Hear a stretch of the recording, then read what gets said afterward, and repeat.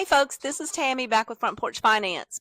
I've had this happen a couple of times, so I felt like I really needed to do this, Front Porch Finance, and explain this. I need you to hear this before you or someone you love ends up in the hospital. If you're on Medicare, just because you're lying in a hospital bed does not mean you've been admitted. I know that doesn't make any sense, does it?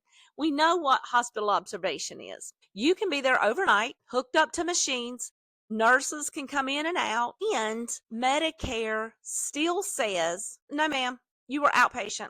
So we're paying on outpatient basis. This is called observation status. And recently I had a friend whose husband was admitted, and then they turned around and came back and wanted her to sign paperwork saying that we're moving him to moon observation status. And here's where it gets real serious. If you're not officially admitted for 3 days, Medicare is not going to pay for rehab if you have to go to a nursing facility. Now, my friend's husband had a stroke 2 days. So let me say that again. You could be in the hospital for 2 or 3 days and think that you've covered everything that you need to go into a hospital, into a rehabilitation for Medicare to cover it. Then you get hit with a bill for thousands of dollars, all because of one word, observation. So this is what I want you to think about. If they hand you a paper called a moon notice, a lot of folks will sign it and they don't think twice. But what that paper is telling you is, one, you're not admitted.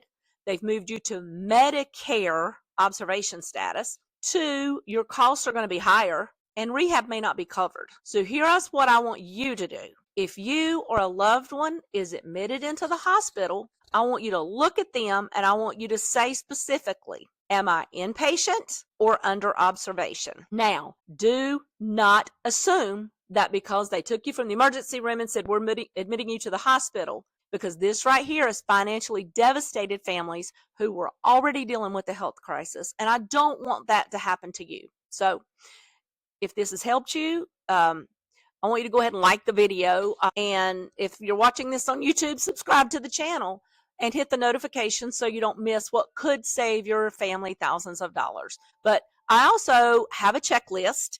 I'm going to make that available. Keep watching the channel and I will make that checklist available. And if you need help planning ahead, especially when it comes to long-term care and dementia, please don't hesitate to give me a call. I don't sell fear. I teach families how to prepare with clarity and compassion. And just watch for more information to come on this moon notice, questions you need to ask, things you need to tell them, things you don't need to tell them when you're in the hospital. So thank you, everybody.